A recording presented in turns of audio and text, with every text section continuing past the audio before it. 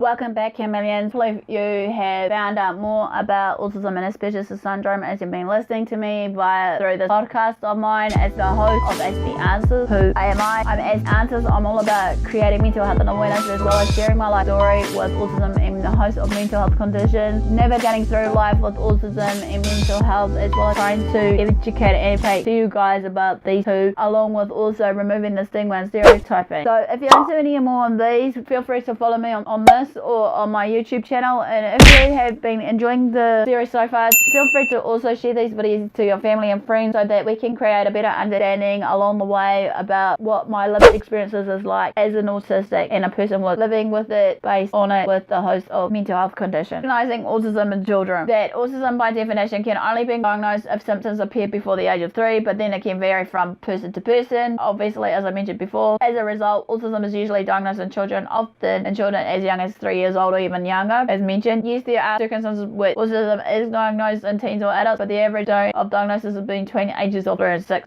Because autism is usually diagnosed in the youngsters, many people think of it as just a childhood disorder. In fact, most programs, therapies, and support are available only to children with autism and their parents, sadly, as I mentioned before in the last piece. Because obviously, once you get transition into adult life, it becomes a bit harder to actually find the right tools, methods, techniques, and everything else in the mix to actually manage our autism, so to speak. But as we know, basically, it's incredibly rare for a child who's accurately diagnosed with autism to lose that diagnosis as an adult, because obviously autism is a condition that is an ongoing condition that will be with you for life. The vast majority of children with autism grow up to be adults with autism throughout their life. The question is, in this though, what does autism look like in a child? You know, they say if you've met one child with autism, you've met one child with autism. That saying, for better or worse, is absolutely accurate to some. Some people may not like this terminology or quotation. Basically, I don't know why, but I could always research it up for you guys to let you know. You can't recognize an autistic child by his or her own look, however. Autistic children looks no different than anyone else or from anyone else. Children with autism can be silent or chatty, bright or intellectually challenged. Their behaviors can range from quirky to aggressive. They may do well academically or face serious learning disabilities. All that being said though, children with autism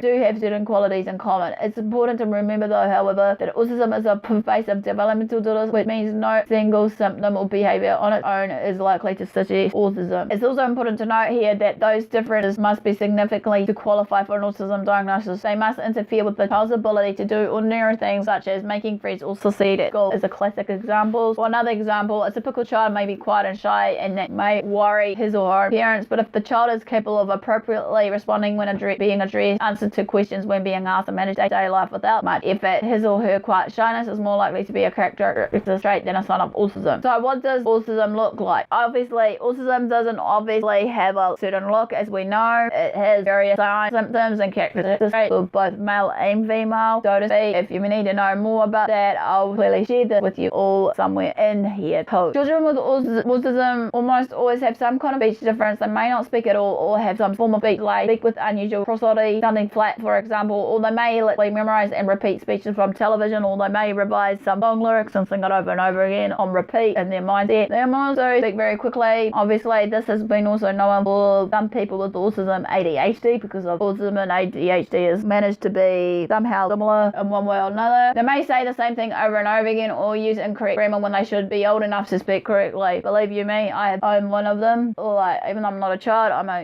young autistic female that is 33 years old. Children with autism have social communication difficulties. Again, these may show up in many different ways, however. They may never want to interact with anyone at all, preferring to line up their objects or continually flush the toilet, or they may want to interact all the time and have no idea when enough is enough. They may insist on getting their own way and pursuing their own interests all the time, or they may be very passive. Autistic children usually take longer than their typical peers to learn to play with rather than near other children. Most children with autism have some kind of sensory dysfunction. They may crave or avoid loud noises, hard drunk flavors, or strong smells. They may be ultra sensitive to light or easily distracted by small sounds and movement. Some children with autism are very distressed by sensory input that others may not even notice, or by certain sounds such as squeaks, animal noises, babies crying, etc. Children with autism often, though not always, move differently from other children, such as STIM, short for self-stimulation, which I clearly shared, and so much about STIMing stimming in my playlist on my YouTube channel, which I'll bring out more about stimming on my channel, or shall we say on my podcast later date, but I'll link the pod playlist to you all who are listening that are interested to find out more about the stimming that I'm on about. They are common and may look idiosyncratic. For example, while typical children may suck their thumbs, bite their nails, or twirl their hair, autistic children are more likely to flap their hands, round on their toes, or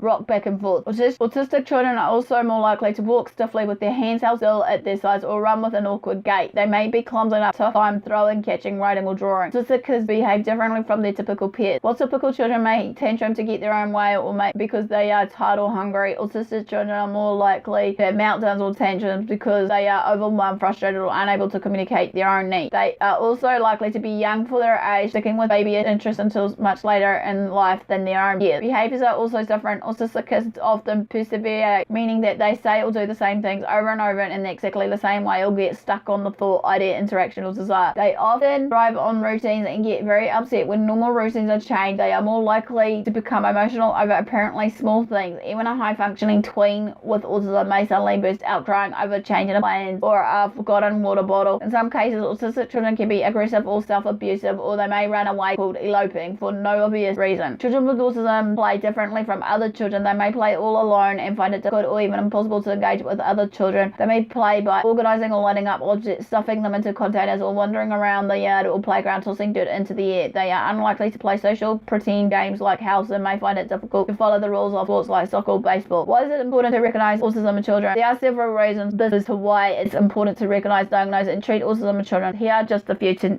say to you guys. Early intensive treatment is shown to be effective in significantly improving a child's development. The fewer and milder your child's symptoms are, the better they will be able to engage in inclusive programs and community experiences. Understanding the reasons behind your child's behaviors and challenges can help you better understand what your child needs to succeed in life, be it in schools, work, or what have you, as they transition from school and primary schools, intermediates, and so on and so forth. Schools and health insurance companies provide a wide range of free services to children with autism which would not be available to a child with delay. Social Security or other agencies may be able to help meet your child's needs. Particularly, autism is now so widely known that many profits and corporations specifically cater to the needs of families with autistic children. Once you understand your child's diagnosis, you will quickly discover autism-friendly programs ranging from sports teams to movie nights to special days at the zoo. When you know your child's diagnosis, you can find support programs and groups and meet parents with similar challenges like you. Not only will you discover resources you may never know about, but you may also find new friends both for yourself and for your child. If you think your child may be autistic, based on the description above, as I mentioned before, you may feel that your child may be evaluated for autism. If that is the case, read a little more about the symptoms of autism to be sure that you are accurately understanding how autism differs from other developmental challenges from each child. Talk with your pediatrician to find out whether he or she agrees with your assessment, and ask for recommendations for practitioners or clinicians that can conduct an evaluation. If your pediatrician, I should say, disagrees with you, be sure you understand why and be sure to agree with them. If you don't agree, move on to the next step, which is basically talk with your school district to determine whether they have facilities to evaluate your child free of charge. If not, they may be able to recommend a clinic or practitioner that will work with you as well as your child. Choose a practitioner or clinic and make an appointment. Don't be shy about asking for an evaluation. If your child is autistic, you've certainly done the right thing. If your child has delays or challenges that don't qualify him or her for an autism diagnosis, you've discovered those issues and can have them treated. If your child is simply developing differently, you can set your mind at ease. So in short, an evaluation can only help, and since it's usually possible to have your child evaluated for free, what do you have to lose? So this quickly ends all about basically recognizing autism children. Hope you really enjoyed this. Stay tuned for where to find me, and I'll hopefully return back with another